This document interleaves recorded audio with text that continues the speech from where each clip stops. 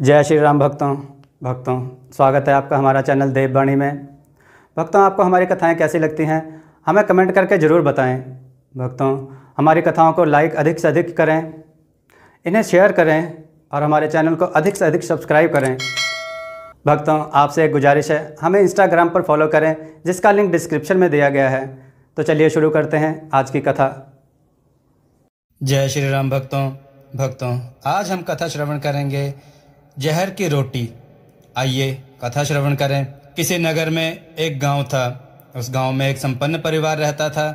उस परिवार में पति पत्नी और उनका एक पुत्र था। उनका पुत्र जो कि बाहर काम के लिए गया हुआ था और जो उस घर की औरत थी, उसका नित्य का काम था वह अपने परिवार को सुबह भोजन बनाकर खिलाती और साथ ही वह एक रोटी उसके घर से होकर गुजरने वाले किसी भी जरूरतमंद भूखे व्यक्ति के लिए बनाती थी। उस रोटी को वह अपने घर की खिड़की के सहारे रख देती थी, जिसे कोई भी ले जा सकता था। एक कुबड़ा भिखारी रोज उस रोटी को उठा ले जाता और धन्यवाद देने के बजाय आगे बढ़ता हुआ कुछ इस तरह बड़बड़ाता, जो तुम बुरा करोगे वह तुम्हारे साथ रहेगा और जो तुम अच्छा करोगे वह तुम तक लौट कर आएगा। दिन बीतते गए, यह सब इसी तरह चलता रहा। रोज कुबड़ा भिखारी आता, रोटी ले जाता और उन्हीं शब्दों को बड़बड़ाता हुआ आगे निकल जाता। उस भिखारी की इस हरकत से महिला को अब गुस्सा आने लगा। वह मन ही मन भिखारी को कोसने लगी, कितना निर्लज है, रोज रोटी ले जाता है लेकिन आज तक एक शब्द धन्यवाद का नहीं बोला। उल्टा पता नहीं क्या बड़बड़ाता हुआ चला जाता है, ना जाने क्या मतलब होगा इसका। एक दिन कुबड़े भिखारी के बड़बड़ाने से क्रोधित होकर महिला ने निर्णय लिया कि कुछ भी करके इस भिखारी से पीछा छुड़ाकर रहूंगी। और फिर अगले ही दिन उस महिला ने रोज की ही तरह खिड़की पर रखने के लिए जो रोटी बनाई थी उसमें जहर मिला दिया। अब बारी थी उस रोटी को खिड़की के सहारे रखने की, लेकिन जैसे ही महिला ने जहर मिली वो रोटी खिड़की पर रखने की कोशिश की, तभी उसके हाथ कांपने लगे और अंदर से एक आवाज आई, हे ईश्वर, ये मैं क्या करने जा रही हूँ। उसने तुरंत वह रोटी चूल्हे की आग में जला दी और दोबारा एक ताजा रोटी बनाकर खिड़की के सहारे रख दी।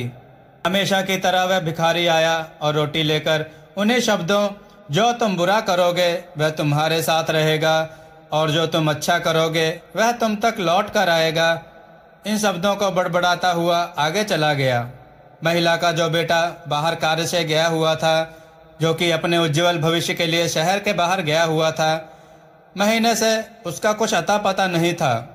जब भी वह महिला रोटी बनाकर खिड़की पर रखती तो अपने पुत्र की सलामती और जल्दी घर वापस आने की प्रार्थना ईश्वर से जरूर करती थी। ठीक उसी शाम महिला के घर के दरवाजे पर किसी की दस्तक होती है। दरवाजा खोलने पर वह महिला सन्न रह जाती है। महीनों से जिस बेटे का कोई पता ठिकाना नहीं था, आज वही बेटा कटे फटे कपड़ों में भूखा प्यासा उसके सामने खड़ा था। जैसे ही उसने अपनी माँ को देखा, उसने कहा, यह चमत्कार है कि मैं आज आपके सामने खड़ा हूँ। घर की ओर आते हुए मुझे 2 दिन बीत गए थे। रास्ते में भूख के कारण मेरी हालत बिगड़ती जा रही थी और आज जब मैं घर से कुछ मील दूर था तो मैं भूख के मारे गिर पड़ा। लेकिन तभी एक कुबड़े व्यक्ति की नज़र मुझ पर पड़ी और उसने मेरा सिर अपनी गोदी में रख लिया। भूख के मारे मेरे प्राण निकले जा रहे थे। मैंने उससे खाने का कुछ मांगा। उसने अपनी झोली में हाथ डाला और एक रोटी मुझे यह कहते हुए दे दी कि हर रोज मैं यही रोटी खाता हूँ, लेकिन आज तुम्हें इसकी ज़्यादा ज़रूरत है, सो ये लो और अपनी भूख को मिटा लो। जैसे ही माँ ने अपने बेटे की यह बात सुनी, माँ के चेहरे का रंग उड़ गया। उसके मन में वही सुबह की घटना घूमने लगी कि कैसे उसने उस कुबड़े के लिए रोटी में जहर मिलाया था। अगर उसने वह रोटी चूल्हे की आग में जलाकर नष्ट ना की होती और फिर वही रोटी उसका बेटा खा लेता, तो आज इसका परिणाम होता बेटे की मृत्यु। अब वह महिला उस कुबड़े भिखारी के शब्दों का मतलब बिल्कुल स्पष्ट समझ चुकी थी। जो तुम बुरा करोगे वह तुम्हारे साथ रहेगा और जो तुम अच्छा करोगे वह तुम तक लौट कर आएगा। भक्तों, यह बात एकदम सत्य है। हम किसी के साथ बुरा करते हैं तो वह हमारे साथ भी बुरा ही होता है। इसलिए भक्तों, हमेशा अच्छे कार्य ही करें। तो चलिए भक्तों, एक और कथा श्रवण करते हैं। बहू का सास से छुटकारा पाने के लिए एक भयंकर योजना बनाना, जिसका परिणाम आप सुने। आइए कथा प्रारंभ करते हैं। रोशनी नामक एक युवती का विवाह हुआ और वह अपने पति और सास के साथ अपने ससुराल में रहने लगी। कुछ ही दिनों बाद रोशनी को आभास होने लगा कि उसकी सास के साथ उसकी पटरी नहीं बैठ रही है। सास पुराने ख्यालों की थी और बहू नए विचारों वाली। रोशनी और उसकी सास का आए दिन झगड़ा होने लगा। दिन बीते, महीने बीते, साल भी बीत गए। ना तो सास टीका टिप्पणी करना छोड़ती और ना ही रोशनी जवाब देना। हालात बद से बदतर होने लगे। रोशनी को अपनी सास से पूरी तरह नफरत हो चुकी थी। रोशनी के लिए उस समय स्थिति और बुरी हो जाती जब उसे भारतीय परंपराओं के अनुसार दूसरों के सामने अपनी सास को सम्मान देना पड़ता। अब वह किसी भी तरह सास से छुटकारा पाने की सोचने लगी। एक दिन जब रोशनी का अपनी सास से झगड़ा हुआ और उसका पति भी अपनी माँ का पक्ष लेने लगा, तो वह नाराज होकर मायके चली आई। रोशनी के पिता एक हकीम थे। उसने रो रो कर अपनी व्यथा पिता को सुनाई और बोली, आप मुझे कोई जहरीली दवा दे दीजिए जो मैं जाकर उस बुढ़िया को पिला दूं, नहीं तो मैं अब ससुराल नहीं जाऊंगी। बेटी का दुख समझते हुए पिता ने रोशनी के सिर पर प्यार से हाथ फेरते हुए कहा, बेटी, अगर तुम अपनी सास को जहर खिलाकर मार दोगी तो तुम्हें इसका दंड भुगतना पड़ेगा और साथ ही मुझे भी। वो जहर मैं तुम्हें दूंगा, इसलिए ऐसा करना ठीक नहीं होगा। लेकिन रोशनी जिद पर अड़ गई, आपको मुझे जहर देना ही होगा। अब मैं किसी भी कीमत पर उस बुढ़िया का मुख नहीं देखना चाहती। कुछ सोचकर पिता बोले, ठीक है, जैसे तुम्हारी मर्जी, लेकिन मैं तुम्हें सजा पाते हुए नहीं देख सकता, इसलिए जैसे मैं कहूँ वैसे तुम्हें करना होगा। मंजूर हो तो बोलो, क्या करना होगा? रोशनी ने पूछा। पिता ने एक पुड़िया में जहर का पाउडर बांधकर रोशनी के हाथ में देते हुए कहा, तुम्हें इस पुड़िया में से सिर्फ एक चुटकी जहर रोज अपनी सास के भोजन में मिलाना है। कम मात्रा होने से वह एकदम से नहीं मरेगी, बल्कि धीरे धीरे आंतरिक रूप से कमजोर होकर 5-6 महीने में मर जाएगी। लोग समझेंगे कि वह स्वाभाविक मौत मर गई। पिता ने आगे कहा, लेकिन तुम्हें बेहद सावधान रहना होगा ताकि तुम्हारे पति को बिल्कुल भी शक न होने पाए, वरना हम दोनों को सजा भुगतनी पड़ेगी। इसके लिए तुम आज के बाद अपनी सास से बिल्कुल भी झगड़ा नहीं करोगी, बल्कि उसकी सेवा करोगी। यदि वह तुम पर कोई टीका टिप्पणी करती है तो तुम चुपचाप सुन लोगी, बिल्कुल भी प्रत्युत्तर नहीं दोगी। बोलो, कर पाओगी ये सब? रोशनी ने सोचा, 6 महीने की तो बात है, फिर तो छुटकारा मिल ही जाएगा। उसने पिता की बात मान ली और जहर के पुड़िया लेकर ससुराल चल दी।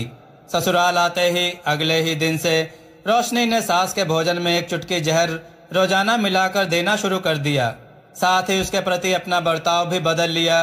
अब वह सास के किसी भी ताने का जवाब नहीं देती, बल्कि क्रोध को पीकर मुस्कुराते हुए सुन लेती थी। रोज उसके पैर दबाती और उसकी हर बात का ख्याल रखती।